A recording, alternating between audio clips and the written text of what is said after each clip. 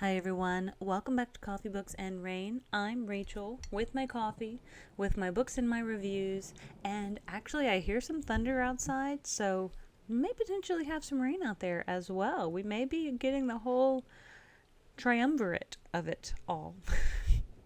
But I was going to record this episode and many others on my new computer that I got, but for some reason, every time I tried, the two times I tried recording, the video and audio were not syncing up, which was so weird because I was using one app to record them both at the same time, but they just weren't syncing. And it almost had a lag. So I've got to figure that out. But we're going to dive into it on my Microsoft Surface Pro, and we are talking about The Three Body Problem by Cixin Liu. Now, this has been at least season 1 on Netflix. And I read this book a little while ago, and I say a little while ago, I mean, it's been quite a few years, but I was fascinated by it. And so just recently I saw it in my Audible account, and I was like, you know what? I think I could go for that again. And so I did. I re-listened to it just literally within the past probably 2 or 3 weeks, because I think it was just, I had a little lull in between some of the other books that I needed to finish. And this is the one I did. Sorry, Argos is having some fun on the bed by himself. Just when he rubs all around like wallowing in grass, he's doing that on the blanket. It's really cute. And little Leo, you may see his little ear poking up down here. He's over here. But The Three Body Problem is book number 1 of the Remembrance of Earth's Past. And let us dive into the summary. Set against the backdrop of China's Cultural Revolution, a secret military project sends signals into space to establish contact with aliens. An alien civilization on the brink of destruction captures the signal and plans to invade Earth. Meanwhile, on Earth, different camps start forming, planning to either welcome the superior beings and help them take over the world, seen as corrupt, or to fight against the invasion. It is considered science fiction, fantasy, fiction, audiobook, and it does say China because I do believe, since a lot of it is China based, and many of the characters are as well. And I thought it was really good. Now, I thought I had a physical copy of this book. I may have only just ever had it on Audible, but we're still going to talk about it. We're still going to talk about this cool book. Now, it is kind of girthy in hardback. It's 472 pages. I'm not sure why it's 472 pages. I thought it was only around 11 or 11 and a half hours in my Audible account, but I can't guarantee. Now, this book was first published May 1st of 2006, and so that means it is 19 years old. My goodness. That means a person born in 2006. Is that right? Am I mathing well? I don't know. Was that right? Oh, man. Yeah. I guess. Oh, dang. Okay. Woo. Time is weird. So, we kind of start this book with a lot of science and quite a bit of math. And one of the reasons that I found it fascinating is because I guess I'm not that knowledgeable on those subjects usually.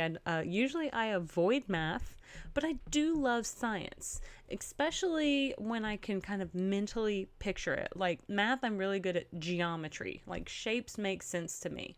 I can spatially picture that in my head. Science, same thing. When it comes to something like anatomy or biology with molecules, or maybe that's chemistry. But when it comes to chemistry and putting those molecules together, like I can picture that because I can think in that kind of 3D way. But I have a tough time with, I guess, theoretical like problems. So like formulations just don't make sense to me. I don't get it. But the general premise is that, and I hope that I'm understanding this correctly, but I think it's interestingly done. Now, someone does make a mention and I'm just going to say, make mention that they thought it was ill-conceived science fiction, but I don't agree with that. I found it fascinating. I don't care if you hand me a science fiction book and the science is or is not real. Like, I'm not thinking that far into it. But the thought is, as the book opens, and if you watch the Netflix series, you'll kind of understand, is physics is kind of at this point broken. They're not getting the results they're meant to be getting. And we, through the course of the book, we kind of start to understand why, like what has happened. But it's almost a little difficult to talk about, just simply because there's so much going on in this book. It does blow my mind. So, in one particular aspect, there's a video game that people play called the Three Body Problem, where you go into this, and I think that's in the NetGalley series, Netflix series, where you kind of go into this virtual world. You log into this virtual world. You are inserted into someone's body, and you get to experience whatever this civilization is going through. You don't really make just a ton of like decisions. You're really kind of there as an observer learning, and you can pose a couple of different thoughts and questions as you're there, but for the most part, while you're there, a lot of your choices don't fix the ending, and the ending is this civilization being decimated by this three body problem. Now, it does come a long way through the game that we learn, and again, I could be completely misunderstanding what a three body problem is, but this planet that these people are on is surrounded by, what they learn soon, is three suns. And because each of those suns has gravitational pull, there is no way to determine, the way the book lays it out, what the cycle of sun to no sun ratio is going to be. There's no way to know when you're in a chaotic era or in a kind of a neutral era, an era of like peace, where things are fine, things are not burning up too hot, things are not frozen over and turning to dust. People are able to survive. So you've got these two eras. And so at one point we learn this, like, well, there's like, if you see this is a bad portent or a bad omen that's going to say a chaotic era is imminent. And again, it's a little confusing, but when you listen to it, I found it fascinating. Now, I know this is not going to be everyone's cup of tea or coffee. However, if you are in any way a fan of science or physics or aliens and civilizations surviving and trying to listen to these people as they put together this problem, then this is a pretty interesting book. Like, you can definitely tell on Goodreads that people are on both sides of the fence. Some people gave it 2 stars because they didn't think it was like well done, and they were like, no, I don't like this. Then there's other people that finished it super quickly and it blew their mind and leaves destruction in their wake, and they were just like fascinated. And I think I'm one of the ones who was fascinated because, again, we kind of start part of the book with this Chinese Revolution. And this one individual, her dad is, he's more or less martyred to the cause, and she gets sent to like kind of a work camp, more or less, clearing fields. Well, ultimately, it kind of snowballs, and she becomes a resident at this radio tower. And she really doesn't know for the longest time kind of what this radio tower is intended to be doing, but I think somebody sends a signal. The radio tower has been sending signals out into space, and every once in a while these radio tower signals kills a flock of birds or what have you, because I guess these radio towers have a lot of juice or I don't know. I guess this is why people wear tinfoil hats. Not sure. But let's just say that they respond. The alien race responds. And this radio tower in China is the first place that gets, to our knowledge, at least in the book, that gets that response, because they had been trying to send signals out into space for like decades at this point. Now she then responds, and I think she says something. I don't remember what she says, but she responds, and oh no, I remember what it was. Is the tower sent a, like, probably a standard protocol message. Well, she happened to be on duty when a message was received back, and it was pretty much like, do not respond, do not respond. If you respond, we will be headed your way, and we will pretty much take over your planet. So the person on the other end was trying to be empathetic to whoever may respond. Well, she does respond, because she does not like the way Earth is running itself. Look, I get it. Like, I completely understand. And it's going to be like, I don't know, 400 years before they even show up here. But she feels like this is the best thing for humanity, is that we need some overseers, because we are not doing a good job of being stewards of our planet. So that's kind of how some of that comes through. Well, from that point,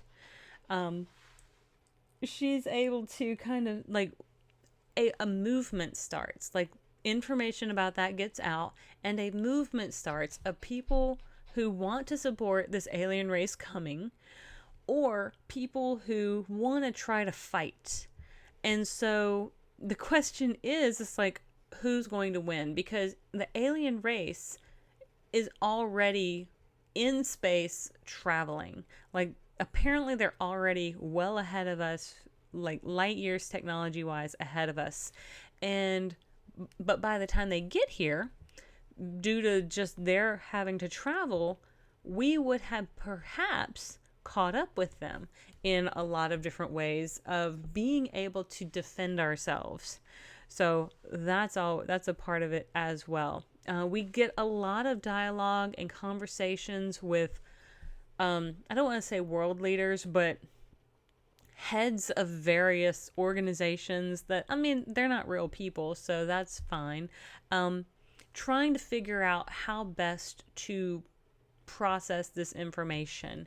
And we do get this one particular guy who is trying to put these pieces together, running it down, and it's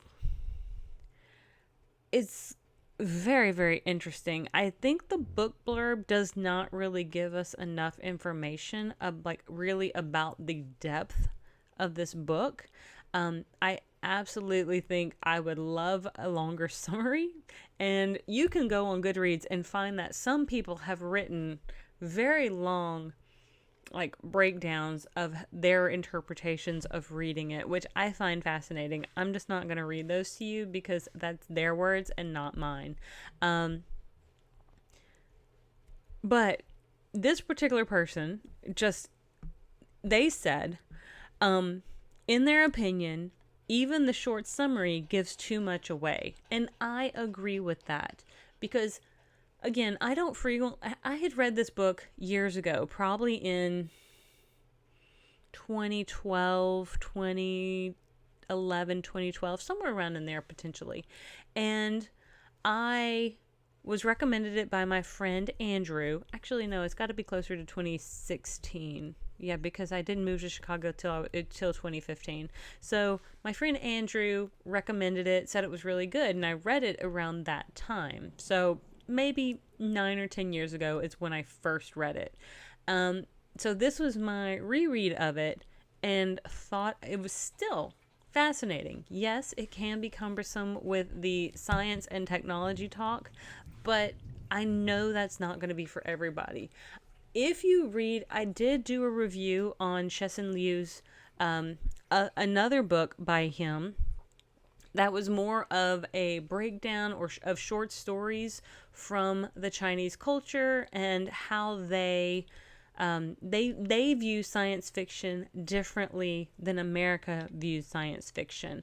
Theirs usually does take much more of a science-based focus instead of being something that's kind of like, okay, aliens and spaceships and this sort of stuff, and being very tangential to science itself. It seems as though, even though they take some liberties with science and potentially physics, but I don't know because I don't know those topics very well. I don't know physics like at all, minus like whatever I took in high school. I still think there was quite a bit to be in awe of. But I think with all of that being said, I know I didn't just. Are you okay, buddy? You panting. I think that just means you either tired or you're hot. Are you stressed? What is it? Huh? You don't know? Poor little guy. He don't know. He never really knows. It is just about his dinner time though, so maybe he's just ready for some dinner. But I'm going to leave it there. With all of that being said, I want to thank you so much for being here. If you have not liked and subscribed already, I hope you will. And I want to thank you for joining me on this journey. I will see you all on the next page. I hope you have a great one. Bye.